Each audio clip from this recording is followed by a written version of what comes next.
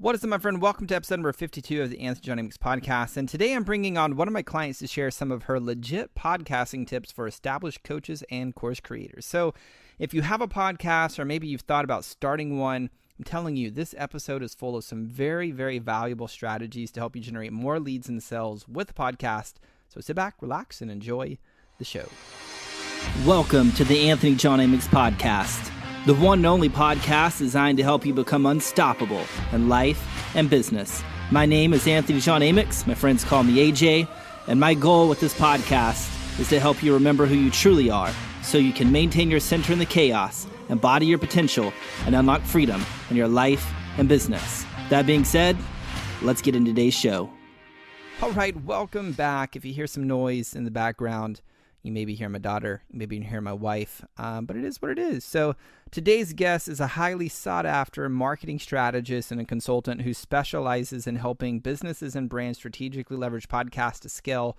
Her name is Nicole Holland, and one thing that I really appreciate and respect about Nicole is how much she really focuses on using podcasting as a tool for lead generation and conversion, like making sales, adding money to people's bottom lines. And one way she does this is by helping her clients deliver interviews that convert as being a featured expert on other people's podcasts, and also creating podcasting gold mines of their own that are designed to attract and nurture and convert cold traffic into hot leads for the business.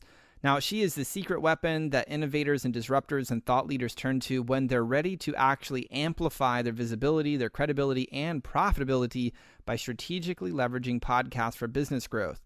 She completely geeks out on identifying unique opportunities for businesses and brands to leverage podcasts for the greatest impact and highest possible ROI in the shortest amount of time with the least burden on resources. Nicole has been featured on multiple publications such as Forbes, the Huffington Post, entrepreneur.com, where she was recognized as one of the 48 best podcasts for entrepreneurs alongside international powerhouses, including Oprah Winfrey, Guy Raz, and Neil Tyson deGrasse. Now, before I bring Nicole onto the podcast, I want to let you know about my book called Mindset is Not Enough. It's a fantastic read, if I must say so myself. I mean, many people who have downloaded it and who have read it, they said that the book altered their life in a really good way, which is a pretty powerful thing for people to say. And the book is all about the 5 secrets to scaling a business, leading your team, and living a life of fulfillment. Now, many people believe this game of entrepreneurship is all about gaining and implementing the mindsets and the skill sets that it takes to win. Now, if that were the case, wouldn't every single person who's read the mindset books and bought the courses and attended the seminars, wouldn't they have the results that they want by now?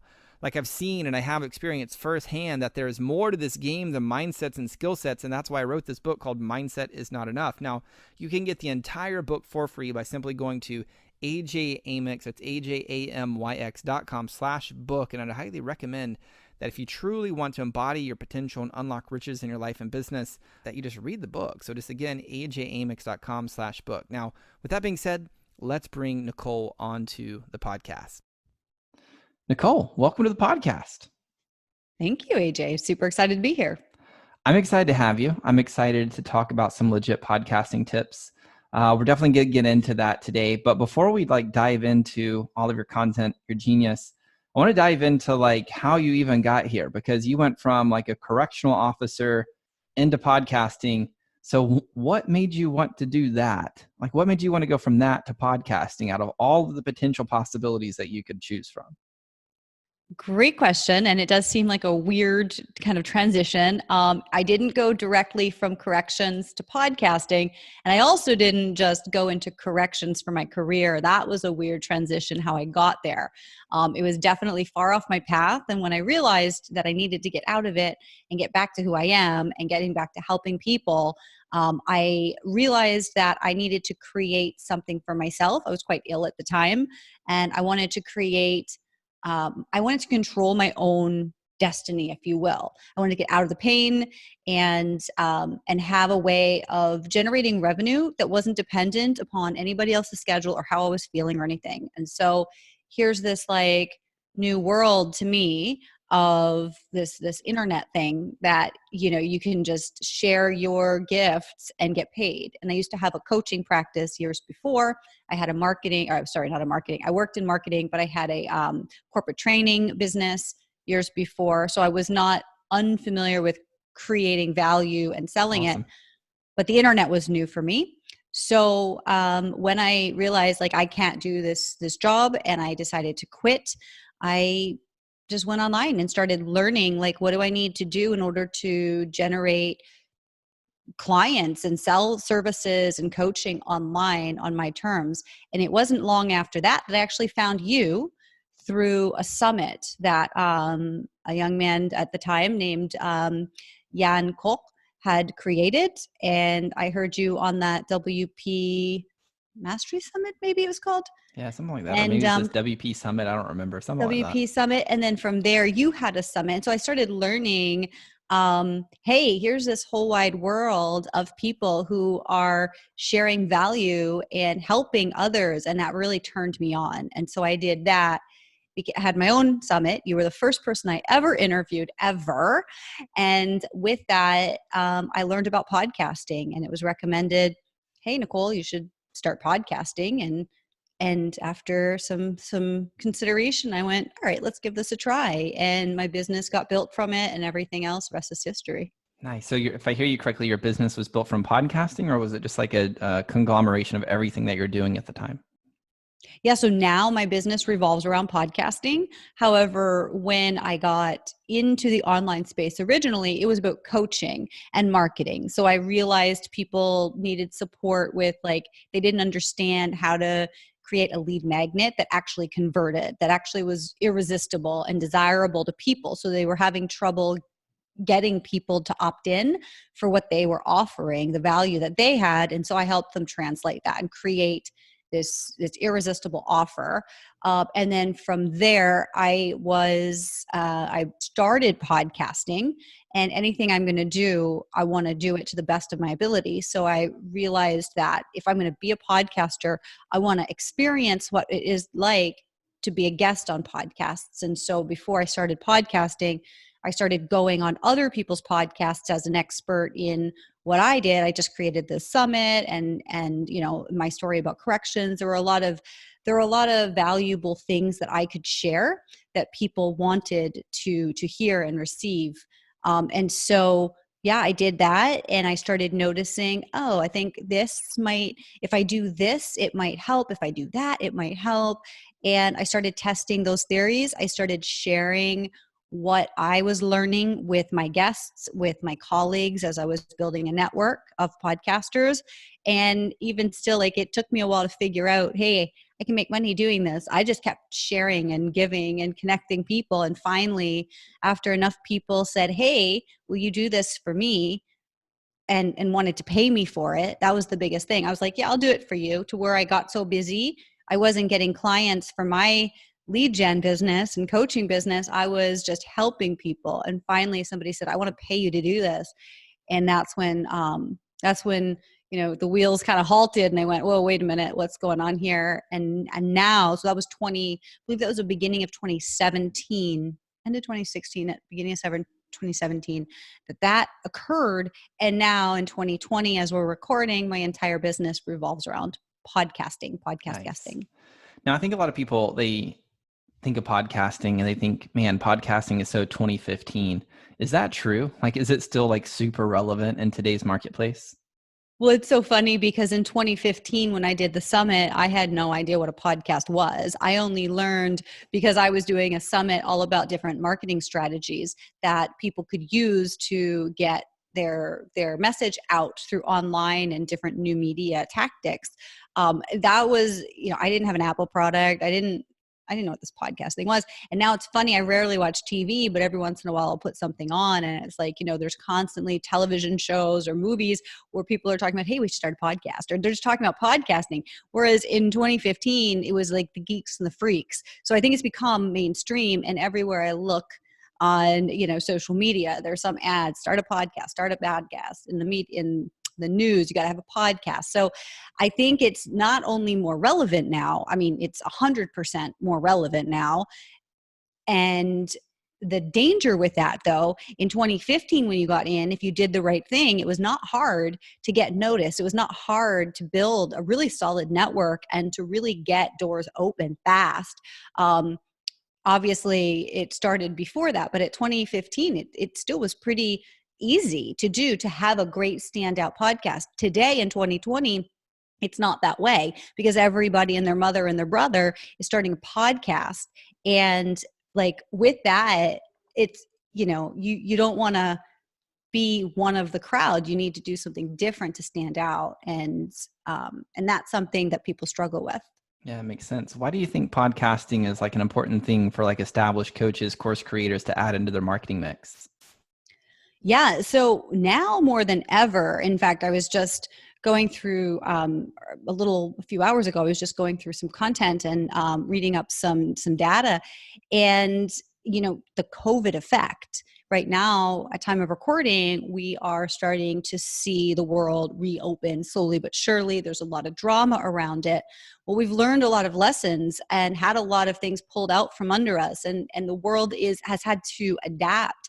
And the message that I think a lot of people have gotten through this, in North America at least, is that you don't have to be tied down to a job that can be pulled out from under you anytime. You can take control of your own life. And there's this whole world of online. Zoom is a household name right now. Yeah. A year ago, if I talked about Zooming, like my family, my friends would be like, that's so weird. You talk to strangers over the internet. I don't get it. And now it's like, this is what people do. So it's And now. I'll tell you, it's so normal. We had a virtual, for the very first time ever yesterday, a virtual pediatrician doctor's appointment. Like that was an option on their website. And we're like, wait, we don't have to go amazing? in? Why haven't we done that 4 years ago? Are you serious? And we can't go back, right? That's the Totally. thing. Now that Pandora's box is open, we cannot go back. And so with that, what I'm seeing is a lot of desperation. There's a lot of amazing things, right? You and I have been in space for a little while. We've been familiar with the leading edge, and it takes a while for things to catch up. Well, now with the COVID, things have been just like warp speed pushed forward. And with that, there's a lot of fear, there's a lot of drama, there's a lot of anxiety, and the messaging is you've got to. So I'm not trying to, like, with my messaging say, ooh, if you don't, then, oh my gosh, the world's going to fall. But I do want to be really real with people and say, if you have a business, if you've got a course, if you've got anything going on that you've been selling and coasting along because you've been doing it ahead of the curve, guess what? Now there's all these people who their mind has expanded to possibility, and they may not be doing things well. They may not, but you're going to have this influx like we do in podcasts where everybody's got a podcast now, but they're not doing it well. So we have this saturation in the market. And if we're not standing out and owning our authority, then we're getting forgotten about. And so with speaking now, questionable, like, now we are going to go back out, we are going to have conferences again, but what is the damage to the environment in that? Who knows, right? Companies have gone bankrupt. There's a lot of things that are not going to happen the same way. People are not necessarily going to be traveling the way they were before. So podcasts allow us, regardless of the circumstances, regardless of where we're located, regardless of anything external, we as creators can create and own our voice and own our message. And there's so many fun ways that we can share that with our market in bigger and more powerful ways, regardless of what other people are doing. Makes sense. Now, I think a lot of people, and you talked about this, how more and more people are creating podcasts because it's easier than it was in 2015. It sure is hell easier than it was in 2011 and 12. And so not all podcasts are created equal, right? And I think a lot of people think, well, podcasts, that means you interview people. So let's just talk about, how do people actually stand out? Are there like different strategies for different businesses or different people to create like a really good podcast? Yeah, so everything's going to go down to the strategy, right? What are your goals? So as I work with business owners and entrepreneurs, speakers, authors, coaches, you name it. So at the core of whatever we do, we need to look at what is the business objective for that entity or that person. And once we know what their objectives are, their goals are, then we can attack it from that. And we can build what I like to call a podcast goldmine for the purpose of reaching the goals in the easiest, fastest, and most, effective way. And they can be all different kinds of things. So I've had clients that we have wanted to, they have had the intention that they wanted to be on certain stages, but through the sponsorship, through the different reach out efforts that they have done internally in their company for years, sometimes they've not been able to get onto certain stages.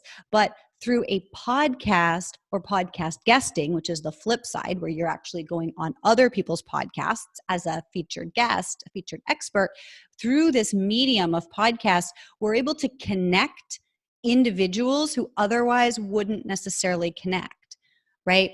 And we create an opportunity to give each other value, build a relationship, have some rapport, and that can open all different kinds of things, including speaking opportunities that were previously closed, including, for somebody who wants to, I know somebody who was interested in writing a book. So she just started a podcast interviewing publishers and authorities in the field about how do you write and publish a bestseller. And then she went ahead and followed their advice, did it, and now she's got her own publishing company. So there's a lot of reasons that people, when they're intentional and strategic about building their podcast or their podcast guesting strategy, when they can get clear on that and build, just like we're building a house, we need a blueprint, we need the land, we need the approvals and everything before we start putting the wood and the bricks together. Otherwise, everything's going to fall apart. It's just like building a business. And I think a lot of times people forget that it's just like building business. They just think, oh, it's just like Facebook ads or something like that. But if you treat it like something you can just go in, quickly do and put it out there in the world, which is what most people do, what happens is you can create, somebody was just telling me yesterday, I was consulting with somebody who said, oh, well, the podcast is growing and, we're getting downloads, we're getting listens, and people are telling me how great the content is. I'm making a lot of relationships. It's great. And I go, great. So you're making money with it. Well, no, I'm not making money with it. She's had it for 3 years. Wow. So she's been pushing out content. She's been doing great things. She's been connecting with people, but she hasn't actually learned how to convert listeners to leads or guests into partners or any opportunities. And I recognize the pain in that because that's what I was doing at the beginning. When I learned how to build a podcast, it was all about just like all these ads out there, start a podcast. It was all technical about the stuff. Technical stuff you can find for free on YouTube. That's not the issue. It's the strategy about how do we design a podcast, an asset that's going to serve the business while you're sleeping and help you get in front of your target market. Does that answer that question? I feel like I kind of went off on a bit of a tangent. Let's kind of bring it back. We'll kind of bring it practical. So let's say somebody's a coach and they have a podcast or they want to start a podcast, either way. And their whole intention is to build their email list and mainly set up sales calls because they can then close coaching services or a high ticket course on the sales calls. How would they use a podcast to then be able to generate and book more sales calls? I love it. So there's obviously we would want to get into their goals, who their people are, all of this, right? We want to do some digging, but I can tell you 2 different ways right off the top of my head that somebody in that position could create a podcast to serve them. Number 1 is they could build a podcast that is for their ideal buyers and is inviting guests who are their ideal buyers onto the show. So I have a podcast called Fascinating Founders, where I interview founders of companies who have gone from 0 to mid-market. These are my done-for-you prospects. So when I'm engaging with them, right, when I find them and I engage with them and I invite them onto the interview, I don't need to invite them necessarily into a sales call because now I'm having this awesome conversation with somebody. We're having a real experience together, building that know, like, trust factor. And then it's much easier to say, hey, is this of interest to you? Would you love to have a conversation about it with me, right? So that's one way you can do it, where you're building a podcast specifically around building the relationships with your ideal buyers as guests. Another way you can do it, and this is what we do more often with my clients, is we look at what's the process, the map that people have to go down, the pathway to go from cold traffic to know, like, trust, and wanting more from you. And so we look at, okay, how do we create that through a podcast, take them through the path to where they're ready to have a conversation, get on a call, opt in, whatever the case may be. And so when you're able to, you can look at, we've got one client, we're just going really based on objections. So it's a very, very, very niche, very targeted market that he has. And so it's not something he would like do educational content so much on, because that's just not, it's not relevant to that audience. But what is relevant to that audience is them having awareness of their problem and digging into that pain more and taking them down the rabbit hole, because the more they can be aware of what's not working, the more ready they are to say, okay, we need you to come in and work with us in our business. Awesome. So what I'm hearing you say is almost one strategy is almost using a podcast as like a long form of messaging where you're overcoming 100%. objections. Like, you think through maybe the top 10 objections a buyer may have, and then that's like 10 episodes. And maybe you bring on some of your case studies and maybe bring on like 5 of those, and you have that in the mix. And then you would have this 15 episode show that would just be just messaging, overcoming objections and social proof. And that would be a potential strategy, potentially, for somebody that they would then be marketing, because that would then help move them into that sales call. That'd be one potentiality. And the other potentiality is being able just to interview your potential prospects. And so if people are doing that and they're going down that path, how do they deal with, they want to create a good show. And so how do they deal with, like, is this guest going to be able to articulate and communicate well? Or is it really about like, I don't care, it doesn't matter, I just want to build a relationship with this person because that's my intention with this. It's not to build a million downloaded show. It really is just networking. Great question. And there's no one simple answer for that, because everybody's situation is going to be different. I will say, though, that you got to know who you are. And I believe, and I know you believe, and so therefore I believe your audience believes, that we have to be in integrity. You got to do the right thing by you. And I know people who have created podcasts that actually have barely even launched, if ever. Being a content creator with a platform, so a podcast, gives you an in to get past gatekeepers that you otherwise wouldn't be able to get past. And so I know people who have created a podcast specifically to have conversations with people they wanted to reach, but they never had any intention of really putting it out or doing any effort to get it out there. That is something that is done, and it is possible. And it, to me, makes me want to throw up. Like, it's just not cool by me. So I believe that whatever we're going to do should always be a win for all parties. And when you have a podcast, you have to consider you have an audience. And if you don't have an audience, you got a problem, because you're not really adding value to the other party. Right. And so we all want, for us, of course, we have our intentions, but I don't believe energetically like things work out if we don't also consider, how am I bringing value to the other person? Now, if you have an audience that's actually engaged and can support or be interested in or somehow is adding value to the guest, then hey, it's a win-win-win if everybody's combined, right? But if not, then it's not. And I do want to say that while I focus very much on interviews that convert, so how to do interviews from both sides to make sure that there is that engagement. It's also, there's 4 types of podcasts that I talk about with my clients. Would it be worth it to mention them here? Yeah, of course. Yeah.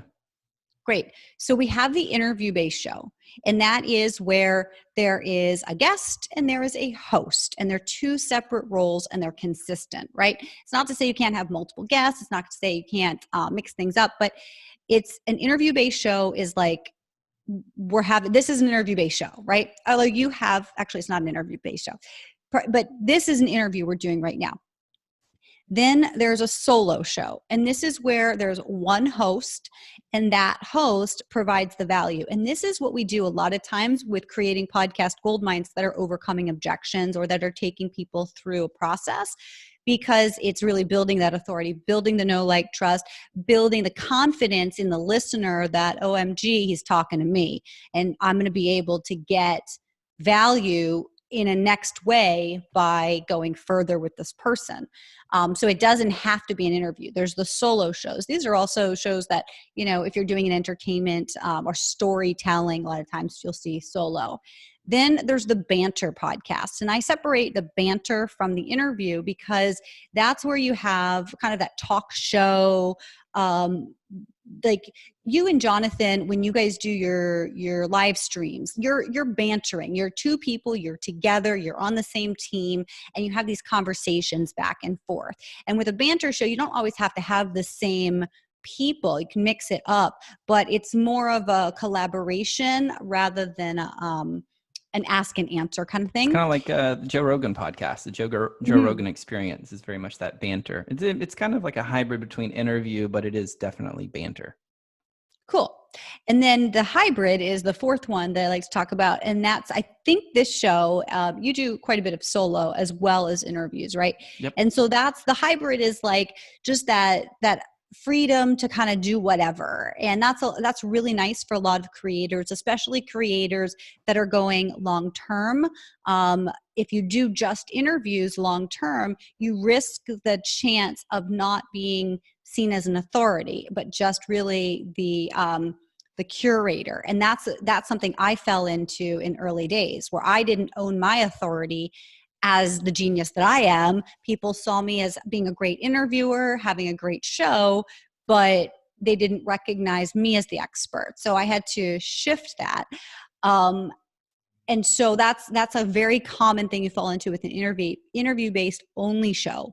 But when it comes long term, it's important to switch it up. Now, if you were to have short-term interviews and you have a very specific season of, we're going to do interviews for this purpose, this type of interview, this message, then you're still owning the platform more, and you can do longer intros and outros and make that work too.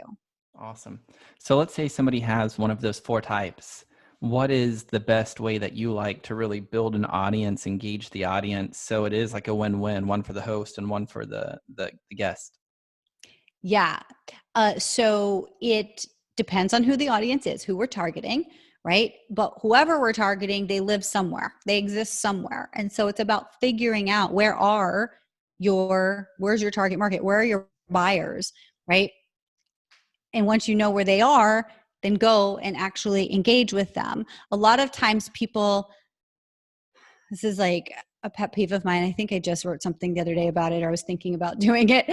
A lot of times people just put out content on social media in general. And when they have an episode as a podcaster, it's like, hey, here's my episode. Here's my episode. Here's my episode. Who gives a shit, right? Oh, sorry. It's like, you have to know your audience and you need to know what they want. And the more you can engage with them, even if it's a very small audience, the more engaged the audience is, the more that know, like, trust factors there, the more they're going to take action based on your requests. If you don't know who your audience is, then you're not going to be able to find them. So that comes in that blueprinting stage, before we start building, where it's like, okay, not only who are the guests, but who are the buyers? And then you do research, right? You know who your buyers are, hopefully. And so if you know who your buyers are, then you can ask them. I mean, really, it is that simple that you can say, hey, I'm thinking about having a podcast and I'm wondering, do you listen to podcasts? Yeah, you listen to podcasts? Cool. What are your favorite podcasts? How do you choose a podcast? Like, engage them in a conversation. Then they're going to be on your list for your launch to, like, let them know, hey, I loved that support and thanks so much. And now I'm ready. Hey, what do you think about the show art? Which of these do you think is better? Hey, what do you think about the name? Which of these is better? Hey, what do you think about this? And then they have buy-in. So as you build that it's high touch and it's time consuming. But when you do that, you're already engaging with what are going to be your super fans and are going to help you get it out there. And frankly, you don't need, like you were saying before, I don't know what your business is, but if you're, primarily a solopreneur or small agency and you're doing high touch stuff, you probably can't handle like hundreds of new prospects a day. I don't know. Maybe you can. Depends on the size of your company. Depends on what you're doing. But for most service-based entrepreneurs, especially like we are, we don't need a million downloads. We don't need a million people to like opt in. We couldn't handle it. So instead, we want to be really strategic and targeted about who are we engaging with. And the more we engage with them and the more we add value to them, the more we can ask them to share and to offer it as value to others. And they'll happily do it, opposed to saying, hey, share my shit. Hey, share my stuff. Hey, share my stuff. Cool. What are your thoughts on like ads, like running Facebook ads to podcast episodes? I've heard from Jill and Josh Stanton of Screw the 9 to 5. They've been experimenting with Spotify ads. I'll check back with them. I think I talk with them in a couple months and see how that's going, because they were going to try that and see if it works. What are your thoughts on some of that type of stuff? So I am completely foreign to the Spotify ads. I never even knew anything about it. Craig Molly, he has a $1 a day ad strategy for, I think he's got the belt method. Did I say Craig? Kurt Molly. Sorry about that. He's got a strategy that works really, really well, whereby he leverages the content. So when we create a podcast episode, right? That's also a blog post. That's also something that we can run an ad to. I've heard great things about running ads. Really, if you're running it to the content, I hear good things. I've not personally had an experience, but I know people personally who do very well doing an ad strategy. It depends on what your goals are, right? So if your goals are to get listeners, then yeah, it could be great. But if your goals are to reach certain people, like if you have a wish list, so for example, again, with Fascinating Founders, I have a list of people to reach out to that we've already pre-vetted and figured out that these are ideal buyers for my high level agency services. So I'm not looking to run ads for that. I'm looking to have more contact, more intentional touch, more conversation with just a handful of folks. And then as far as the audience goes, in this case, that podcast is inspirational and aspirational. And the people who come on the show are not looking for leads. They're looking more for legacy, right? So they want to leave their message. They want to make a statement. They want to impact the world. So my audience is entrepreneurs who want to learn from people who've gone before, who want to have a mid-market company and want to learn the lessons along the way. The guests are looking to serve by sharing their knowledge and wisdom. And so it's a win on both ends, right? And then for me, again, having those conversations allows me to build a relationship with my services as well. Awesome. And on the $1 a day ad strategy, is that like for the week, for a month, indefinitely per episode? What are your thoughts on that? Again, I have not used it, so I would be speculating. I'm happy to introduce you to Kurt, and I mean, he would be a great guest for you if you don't already know him, and he can really go into that more. But I believe from the guys that I was talking to a couple guys that are using or have been using his strategy. He was taking care of their Facebook ads. I believe it was 5 days a week. Cool. So Monday to Friday, just sending, and I think it was per podcast episode. Maybe they chose like different podcast episodes Sure. depending on popularity or how big the name of the guest was, stuff like that. I'm not really sure what went into their strategy, but I've heard it to be very effective. Awesome. Well, let's go on to some mistakes. Like, what are some of the biggest mistakes that you see people are making when it comes to podcasting?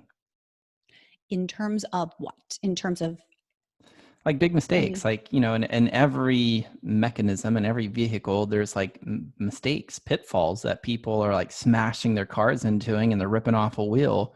So if we could just identify some of these big mistakes and help people avoid them, I think it would help them have smoother sailing to being able to generate leads and sales with their podcast. So what For are some of sure. those big mistakes? Yeah. So, I mean, the biggest mistake is if you want leads and sales and you haven't built it with a strategy in place, then go back to the beginning. So, if you haven't started your podcast yet, don't start a podcast just because you want to start a podcast. This is the biggest mistake people make that never bring them leads and sales because there's no clarity, there's no consistency, there's no congruency, there's no path to convert, and it's unintentional. So that's what most people do. They put together a podcast to put out content, but So it's you not. mean it's not as easy as build it and they will come? Is anything? No. No. You got to have a strategy in place. That's the biggest thing. Another big thing is people wait too long, right? Like, it's so funny. I have people who I've got on my kind of brain list where they've been telling me for the past 3 years they're creating their podcast, and I'm like, oh, okay, cool. And then they'll come to me and they'll say, hey, what do you think about this? What do you think about that? Yeah, cool, okay. Great, ship it, just get it out there, right? Get started. And they still don't have a podcast. And every time it's like, anytime if I say, oh, how are things going? Did you start your podcast? They just like ghost me. So I'm like, okay, whatever, right? So if you want to have a podcast, like, get your podcast. And it's like I said before, and like we just mentioned, it's not hard to get started because there's so much free stuff out there now, but you get what you pay for. So if you want to start a podcast, get the guidance, I believe, get the guidance from somebody who can actually help you strategically create an asset to get out there. That's going to take less time, less energy. Who was it? I just was on a podcast that went live yesterday on Podcast Junkies, or the day before. And in our conversation, Harry Duran was saying something about that it's far more expensive to hire to go without hiring an expert, or to hire an amateur, like to take the lead, the cheapest way. That actually costs you more in the long run. The opportunity cost is like insane. So every day, if you have things that you want to sell more of, if you want more leads, if you want more buyers for your services or your courses or your whatever it is, and you're not effectively leveraging the podcast medium, you're literally missing out on millions of opportunities every year. And if you imagine I don't know what everybody listening, what their price points are, but we work in the high ticket sales arena. And so if you have a $5,000 program, let's say, and you are putting off starting a podcast because you don't have the time, because you don't know what you're doing, and you're not ready to execute or to get that support, that's like how many courses could you have sold? So when you think about it, about the opportunity cost of more than like the potential, it may make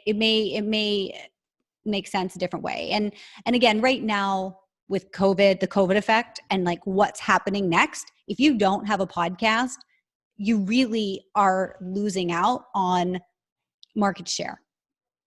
Awesome. So another big mistake is, I think, is once people have a podcast and with guests, this is something also in social that literally just happened just before our call.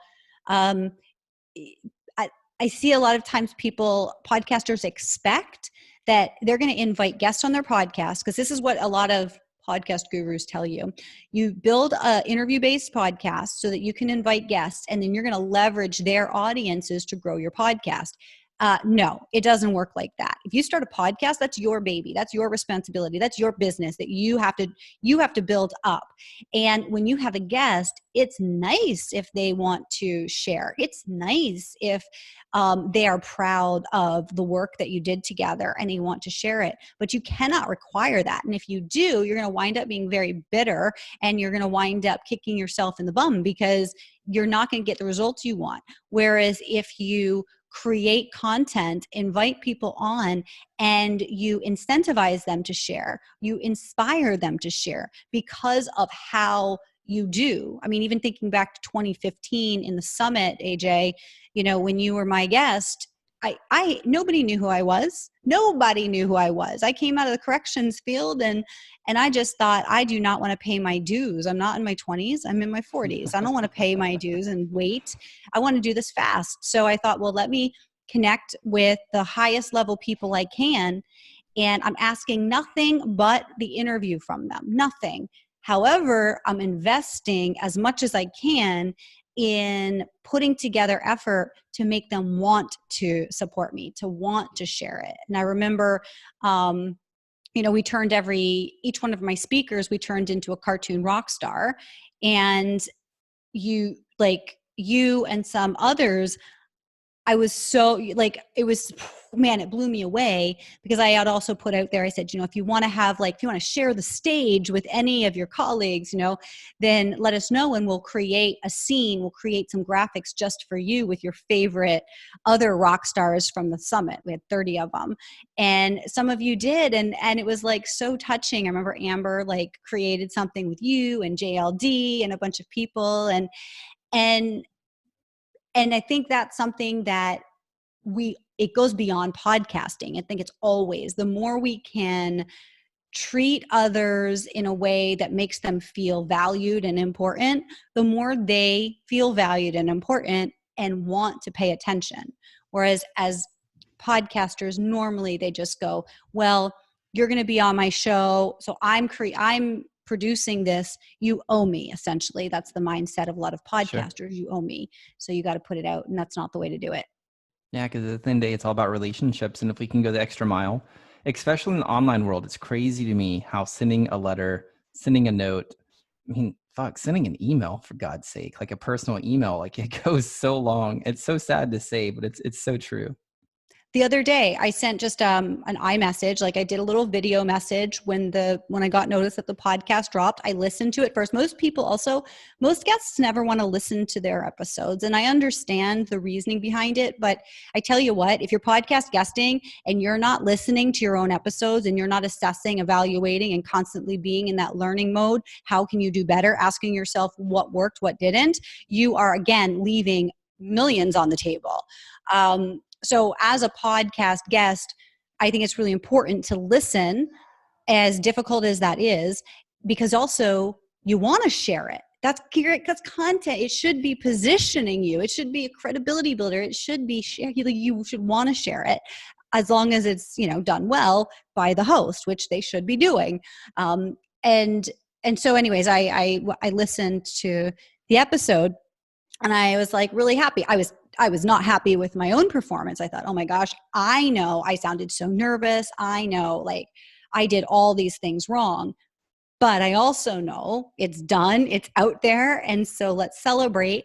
So I sent him just a little video message on the iPhone saying, hey, I'm so excited. Thank you for doing this. I just listened, super excited to get it out there. And as soon as I get to Wi-Fi, I'm going to go ahead and share that. Well, he sent me back another an iMessage video, and seriously almost in tears. And he's like, I have never had any guest in the couple hundred episodes I've done. I've never had anybody send me a video of appreciation. And that just meant the world to me. Seriously, thank you. I appreciate you. And it's yes, something so simple.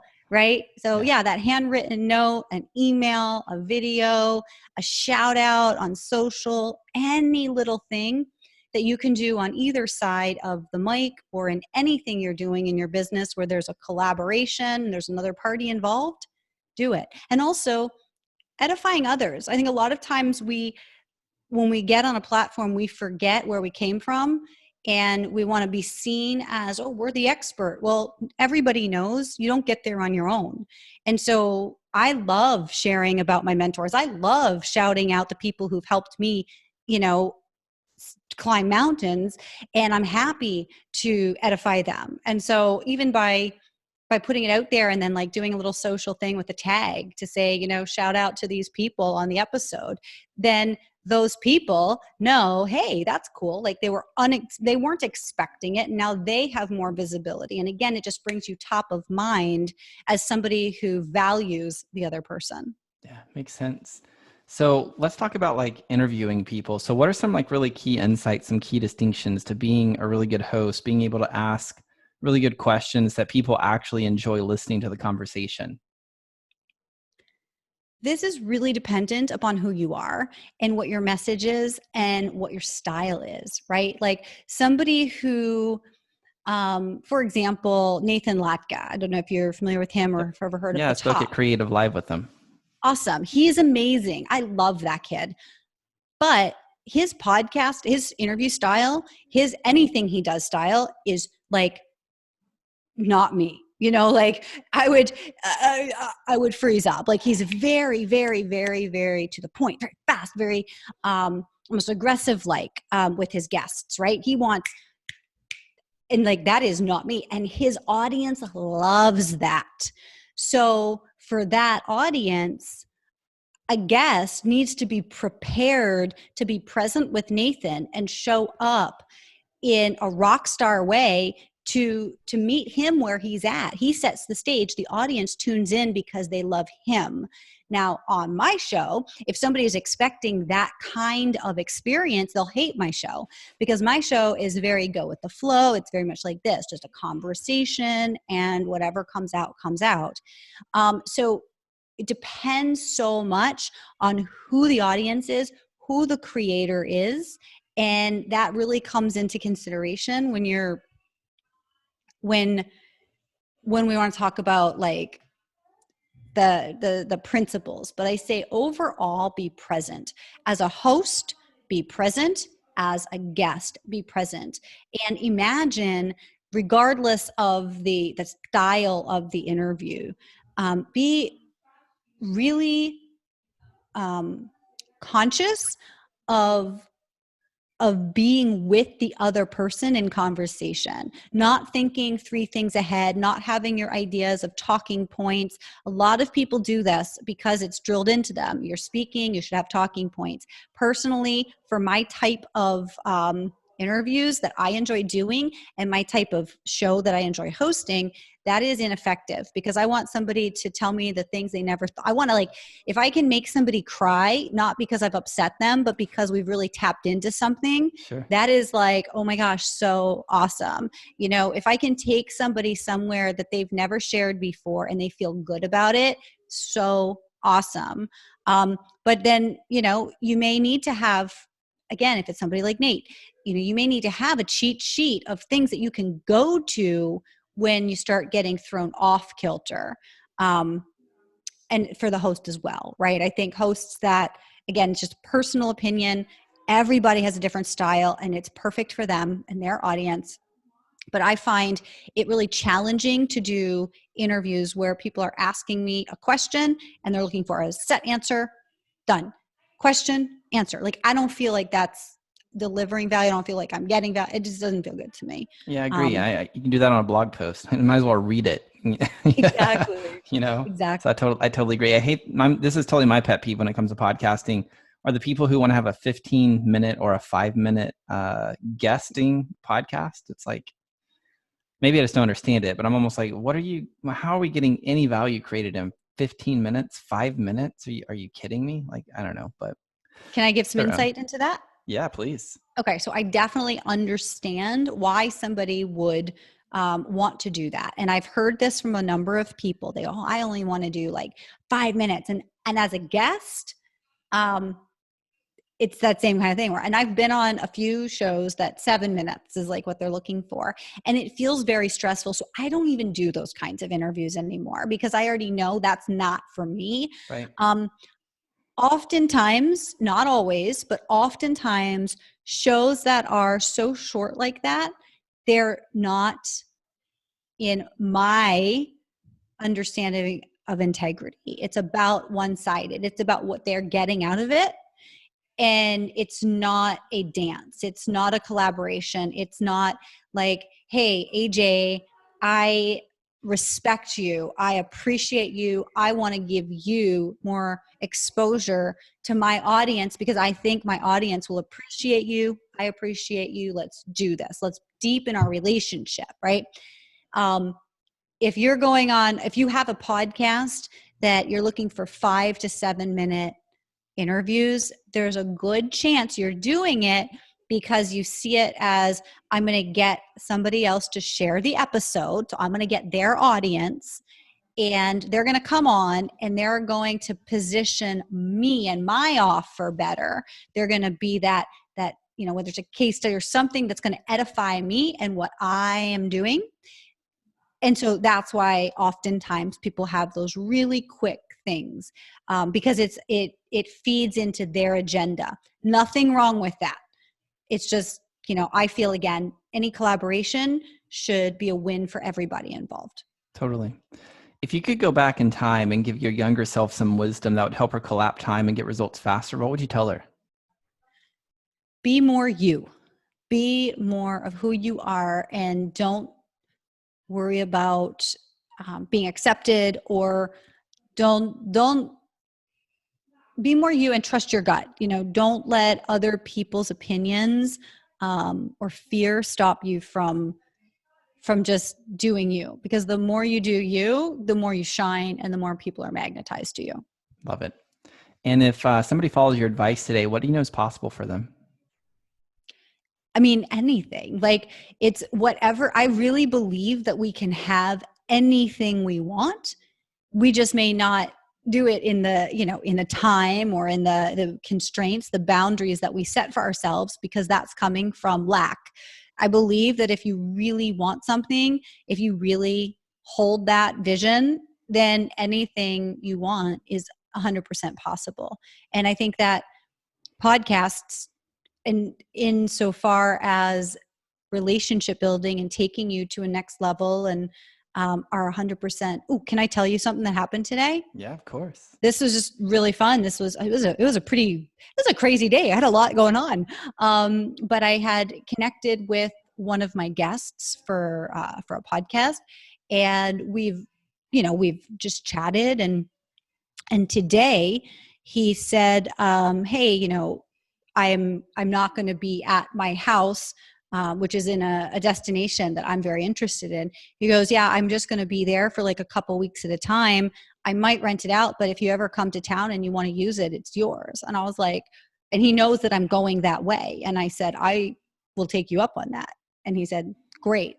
And I'm actively looking at traveling. And so that was just super cool. This is somebody who never in a million years would I have otherwise been able to connect with, but for the podcast. This is somebody who is, a celebrity in the eyes of many, many, many people in the world.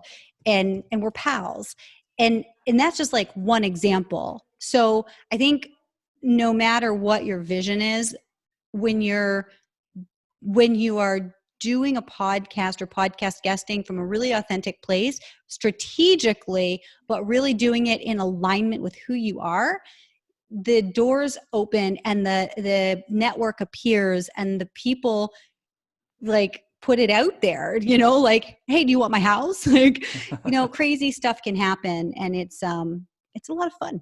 Yeah, amazing. So Nicole, if people want to learn more about you, they can go to interviews that convert. Why the fuck can I not speak today? interviewsthatconvert.com.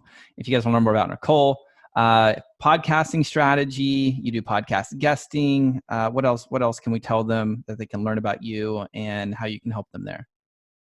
Yeah. Thank you. Thank you for the opportunity, first off, and thank you to everybody who's still with us. And I hope that there was some great value you got out of this. And if you did, I would love to hear from you about it. Like, tell me what your biggest takeaway is, because that literally, as a host, as a guest, that like lights me up the most. When I know that one human has been affected in a positive way from something I've shared, and it's made an impact, like that's what it's all about. So find me on social and let me know. I'm all over the place. The Nicole Holland is how you'll most easily find me. You on Instagram? Yep. Instagram, the Nicole Holland. Right. And so Facebook, if you guys want to take a screenshot of the episode you listening on your device, you could just tag her at the Nicole Holland. You can tag me at AJ Amix, and you could just be like, I don't know, say whatever you want to say. You could be like, this is a great show. You may be like, this is terrible. I don't care. Just say whatever you want to say. And we'd just love to have some feedback. That'd be great. Whatever your biggest takeaways are. Yeah. And you can do it on social or through the website, interviewsthatconvert.com. If you're looking for any kind of anything around podcasts or the strategy, everything from, hey, I've been doing a lot of podcast interviews and I've never made any money. Most people never want to tell you that, but it's the truth. Most people who are guests on shows, they think, oh, well, this is like, I'm getting lots of visibility. I'm getting lots of, whatever. But the truth is, if you're not making money from it, you're spending money on it. Anyways, that's a whole nother story. I could go on a whole tangent about that. But so if you're already podcasting and you're not converting, let's take a look at what's going on. Why aren't you making money? If you haven't started yet, let's come up with a plan. Is podcasting the right fit for you? Is podcast guesting the right fit for you? What is? So I just love playing with people who are up to big things, who have big missions, big hearts, and I love helping them get there faster and easier than they're already doing. Brilliant. If you guys want to start a podcast, you have a podcast, you're an established coach, established course creator, and you really want to have more leads and sales, I'd highly recommend you take her up on her offer. Just go to interviewsthatconvert.com, learn more about that, tag her on Instagram, DM her questions about podcasting. Nicole's amazing for just being able to answer questions and pour into you. And I'll also tell you, hire her. Like, she will make your podcast better. I'll just blatantly tell you, go give her money. It will help you. So Nicole, thank you so much for being here. I really appreciate being part of the podcast. Thank you. Thank you. Well, there you have it, my friend, Nicole Holland. I absolutely love the way that she thinks about podcasting because it's just a lot different than many of the leaders that I've personally met in this game of podcasting. And I've met and hung out with some of the top players in this whole podcasting world. So if you've ever thought about launching a podcast, or if you have one that's not producing the results you want, I really hope this episode served you and just kind of showed you some opening opportunities that you can take advantage of. And also, I'd love to hear from you. Like, if you'll take a screenshot of you listening to this episode on your device and then post it to Instagram stories and then just mention me at AJ Amix. That way I'll see it. We can start a conversation with one another about this episode specifically. So I'd love to see that happen. If you just do that over on Instagram, love to connect with you there. So that's going to do it for this episode of the Anthony John Amix podcast. Thank you so much for being here today. Until next time, my friend, I'm out. Peace. Well, that's all I've got for this episode of the Anthony John Amix podcast, but we have plenty more to help you become unstoppable in life and business. So head on over to ajamix.com for exclusive resources, information, and tools to help you break through to a new level of freedom, purpose, and success. I look forward to having you back for the next episode. Bye for now.